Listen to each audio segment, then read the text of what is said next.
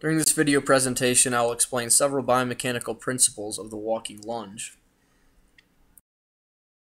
There are several biomechanical aspects involved in the walking lunge. In this video, I'll discuss 4 that I feel are important for both performance improvement and rehabilitation purposes that can be varied depending on the goal of the individual.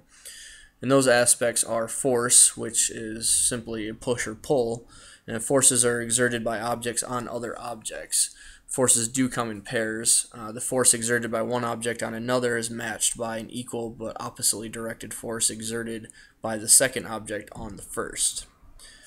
Torque, which is the turning effect produced by force, and joint torque is the product of the magnitude of force and the perpendicular distance from the line of force to the center of the joints. This is a really important principle to consider when you're determining which version of the lunge is better for a client. Angular kinematics, which is the description of angular motion, and angular position and angular displacement both do occur in the walking lunge. And last is angular kinetics, which is the cause of angular motion or angular inertia. Here we take a look at the relationship between torque and force. These two videos show a difference in knee, hip, and ankle angles.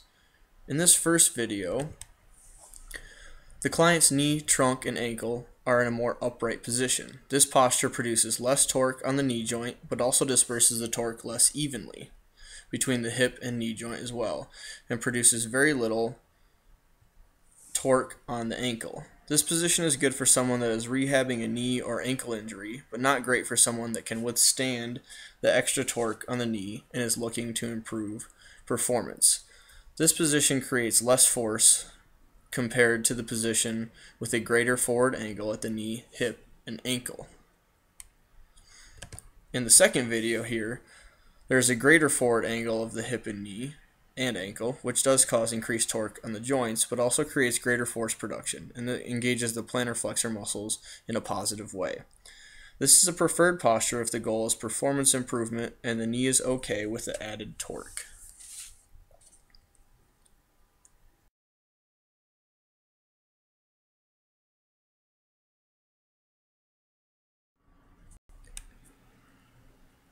In these videos, we'll take a look at the angular kinematics during the lunge, or angular motion at the different joints. So the angular motion during the walking lunge is primarily evident in the hip and knee joints, as we can see in this video. Angular displacement is greatest at the hip joint in both the descent into the lunge and the ascent back into a standing position. The knee and ankle joints undergo greater linear displacement compared to the hip.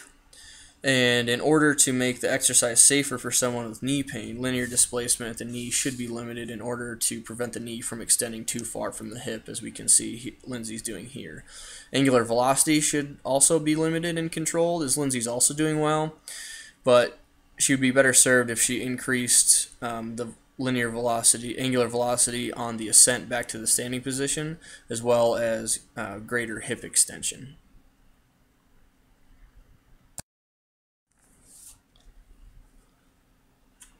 And here we'll take a look at the angular kinetics of the lunge, or the angular inertia, which is significant during the phase of the walking lunge where the individual goes from standing and into the lunge. The hip, knee, and ankle joint must resist forward motion of the body in order to descend into a controlled lunge, which Lindsay also does very well here.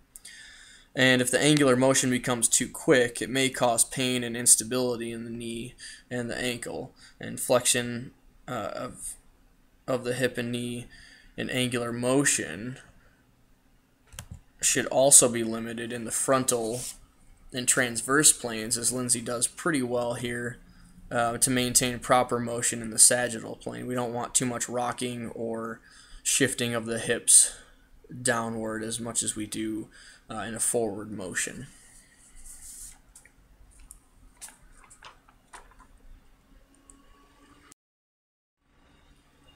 So that leaves us with the question of which is the preferred posture of these two methods, and the answer to that is it kind of depends.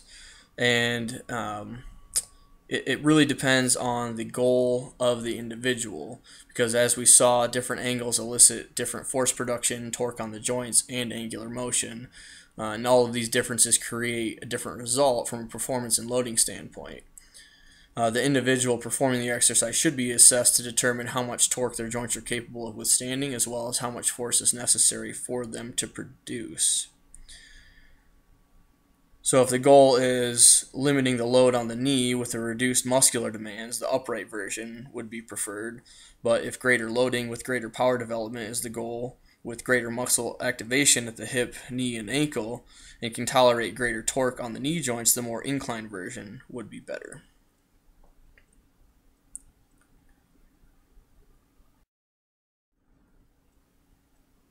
And here are the references used. An excellent video by Paul Juris, if you want to take a look at that on the exercise analysis of the forward lunge. Great stuff from the Cybex Research Institute. They use a lot of force plate production, and they really examine torque on the joints compared to the force production elicited and whether or not it's worth it. Something great to look into. So thank you for watching.